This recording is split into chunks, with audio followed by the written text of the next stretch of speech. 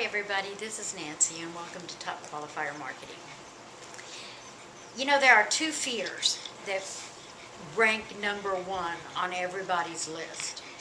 One is the fear of going to the dentist, and the other is the fear of public speaking. I'm not going to talk to you about the dentist.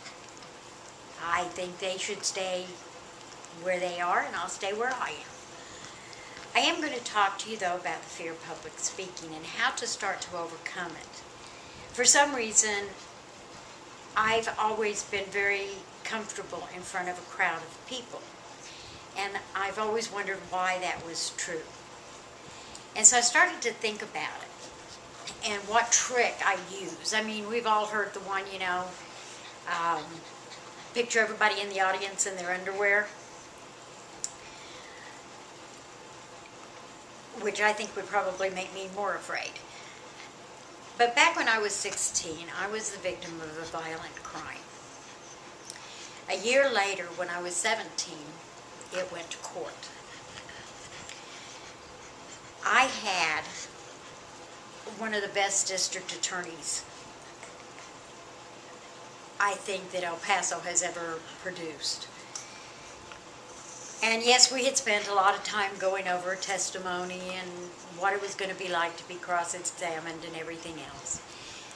But on the morning of the trial, I think when he came out, he realized that here he had a 17-year-old kid that was ready to go running and screaming out of the courthouse at the drop of a hat. And so he sat me down and he said, there are only two people in that courtroom that I want you to look at. I want you to look at me whenever I ask a question. And at the back of the room is the counselor that you've been talking to. Because of confidentiality, privileges, he can't be called to testify during the trial, so he can be in the courtroom with you. So you look at me when I ask a question. You look at him when you answer the question. Now what he did was he took the counselor and put him at the back of the courtroom, right behind the defendant's table. I made it through the testimony. When people talked about it, because it was all written up in newspapers and everything, you couldn't avoid it, they said that I looked my attorney in the eye, and that I looked directly at my attackers when I answered. Well, wasn't looking at them, was looking at a person in the back of the room.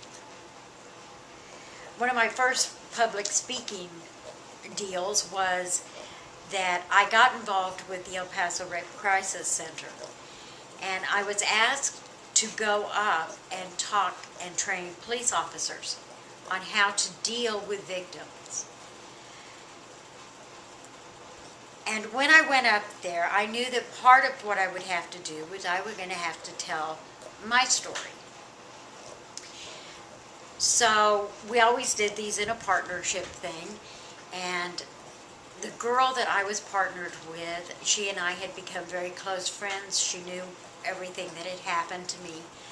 And so I would take her and put her at the back of the room. Now Cheryl wouldn't stay in the back of the room. She kind of moved around the room, up the sides and around in the back. And I followed her with my eyes. Some of the feedback that we got from the officers were they thought that it was incredible that I could look them in the eye when I was speaking. And I wasn't. I was looking at Cheryl. When I started to do real public speaking, I guess you'd say, I got involved with Toastmasters.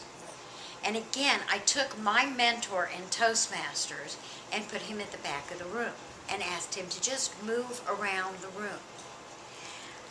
After I got really comfortable with that, then there didn't seem to be a problem with moving the eyes down and away from him and starting to actually look people in the eye. So if you want to do public speaking, my suggestion to you is find somebody that you trust to have your best interest at heart. Put them in the back of the room. Watch them. Let them start to move around the room and constantly keep watching them. People will think that you are looking directly at them and that your eyes are wandering over the entire crowd as you're speaking. And it makes it a whole lot easier because you're actually only talking to one person. Give it a shot. Let us know how it goes for you. We'd be interested in your feedback. I look forward to talking to you soon.